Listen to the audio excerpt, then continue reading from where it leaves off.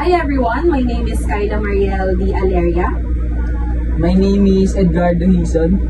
De Venecia Paul Anjo. And I'm Lina Serio. I'm January Isa Sultan. And I'm Sheena May Cardenas. And today we're going to make a mini podcast. So, yes. So, how's your feeling today, Sheena? Masaya po dahil kasama ko kayo. Yan lang.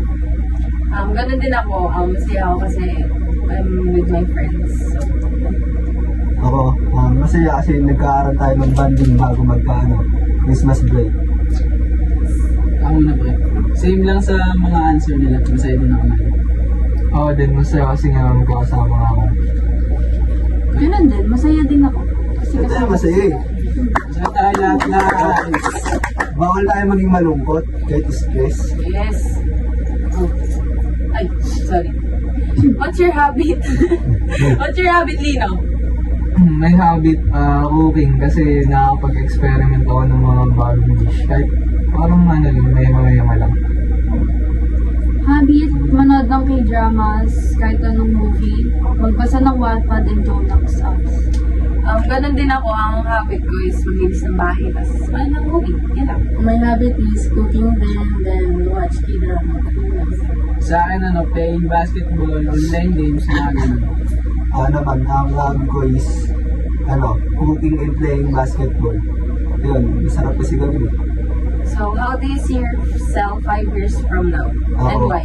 Ako, 5 years from now, siguro, nakapag-ipon na ako niyan para mapag-travel, gano'n. Lagi na ako nakamiti, parang walang problema iniisip. Yun lang. Ako naman, tumutulong na sa family ko. Then, naabot na yung pangarap ko. Kasi, syempre gusto kong matulungan yung family ko makabawi sa kanila. Ganun. Siguro tapos na ako sa pag-aaral and nag-work na ako. Stable na yung buhay ko siguro nun and natulong na din ako sa parents ko. 5 years from now, siguro tapos na ako sa pag-aaral, nakakatulong na ako sa mga parents ko. Same sa mga sagot nila, parang ganun din sa akin. Sa akin, siguro nasa Japan na ako, guys. Yan ang goal ko 5 years from now. Japan. Hindi sa Japan eh. Kapagod na sa Japan. Yes. Kahit sino gugustuhin mag-Japan eh. Tanong ko, ano yung, Mga nagpapasaya. mga nagpapasaya sa inyo? Ikaw muna po. Ako, pag nakikinig ako ng music, mga gano'n, tapos pag basketball din, masasarap din sa buhay. And, yun. Sa akin, pagbabasketball. Kasi nakakawala ko siya ng stress. Parang gusto na natatanggal stress ko. Sa akin, madami. Hindi na mapaliwanag, no? Ilan yun? Siguro kapag, kasama ko sila. Yes. Una yun. Nakaka-touch naman yun. Pag nakikinig ako ng music, pag nanonood ako ng favorite movies ko, and yun, pag wala ako sa bahay. Siyempre ako naman kapag kasama mo yung family mo, sama-sama kayo, ganyan. Tsaka, siyempre mga kaibigan ko, yun, Ganon din ako, guys. Pag kasama ko sila, pati yung mga best friends ko. Pati yung family ko. Yan. Masaya ako pag kasama sila. Kung may mga gusto kayong baguhin sa sarili nyo, ano yun? Gandang tao. Ganda niyan. Siguro yung mga gusto kong baguhin sa sarili ko, yung mga maling decision ko sa buhay. Tapos kung pwede lang ibalik, parang ayusin ko yung gano'n. Rewind siya. Di ba? Parang parang yung dantes lang ang galawan. Sa akin naman, yung pagiging tamad ko. Kasi, parang lagi na lang natutulog, ganun. Siyempre, gusto ko nga matulungan yung family ko, tas ganun pa rin ako. And parang gusto ko siya baguhin. Binabago ko naman na. Nakakagising mo. ako sa personality, sa pagiging introvert, ganun. Then, sa pagiging people pleaser, sa masyadong pagbigay ng trust sa tao. Yun yung gusto kong baguhin sa akin. Tsaka yung pagiging supported sa lahat ng bagay. Ganun din na akin, same lang sa kanila din. Gusto ko din baguhin yung ugali ko. Ano yun? Yung buong ugali mo yung gusto mong baguhin? Hindi yung minsan maldita ako, inaaway ko yung kapatid ko. Yan, gusto ko baguhin. Yes, yes.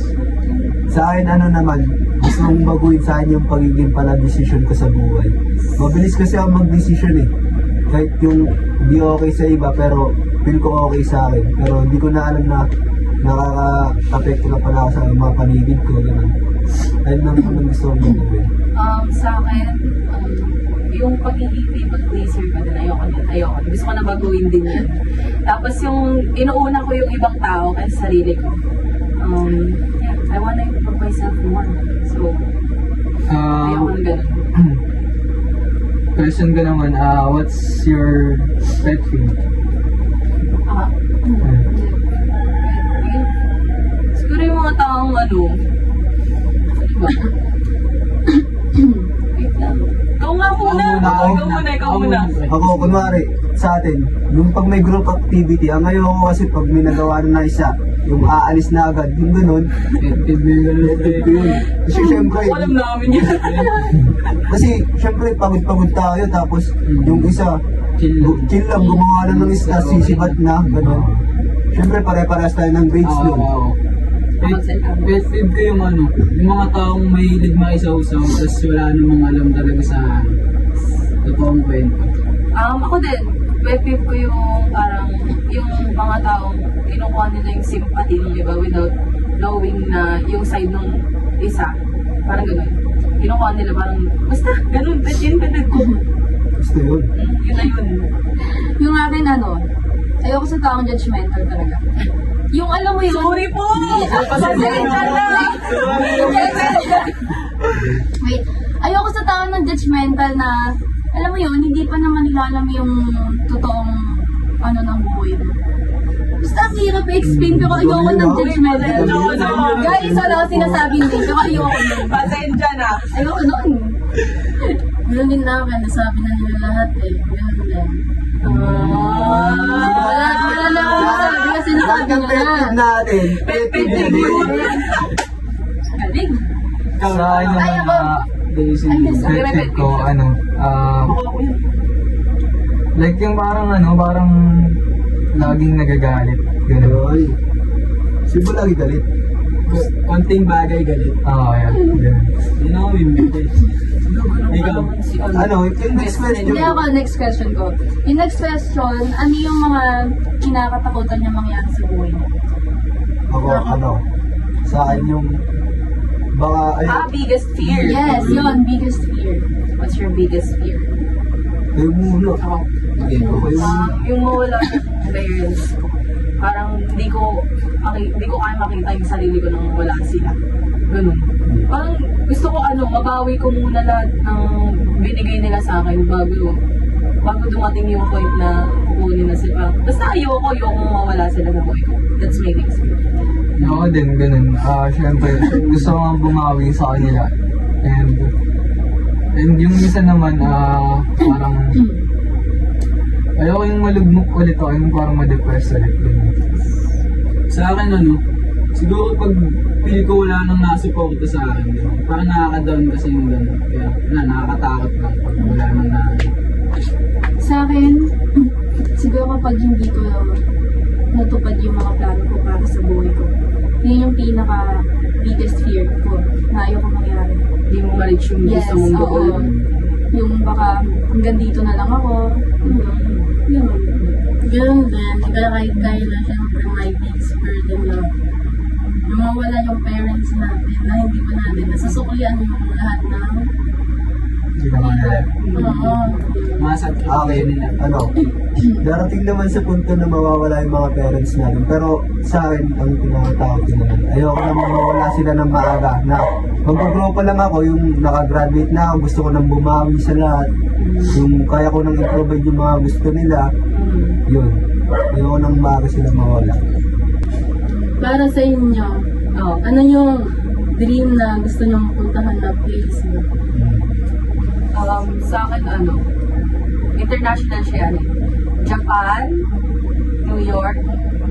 Yun lang, yun dalawa. New York, this Japan. Ang ganda kasi doon, tapos parang, feel ko, ay, Paris! Yan, favorite. Ayun na yan, Zoe. Ang ganda doon. Kaya, yun. So, yan yung dream ko. Pag nakapagtapos ako ng pag-aaral, magta-travel ako.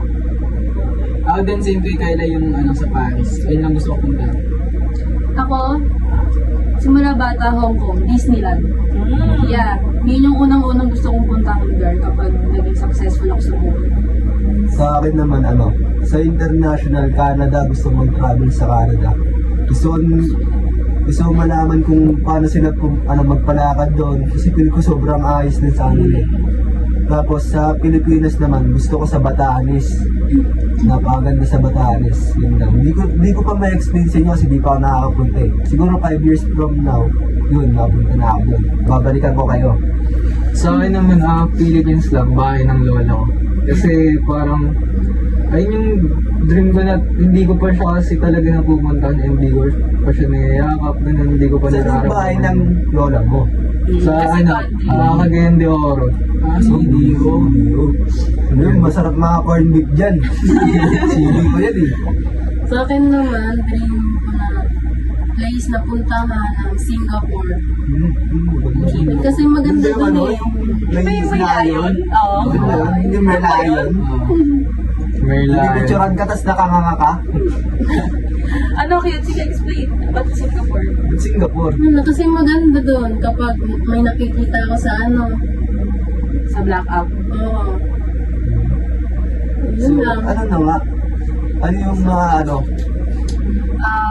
One word about yourself. Naan ko na. Brave. Independent.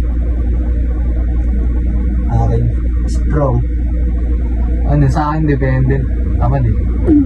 Third kay Paul, strong, kind. Yes. Thank you guys. Thank you, guys. Bye! Hindi kayo sa podcast namin. And Do share.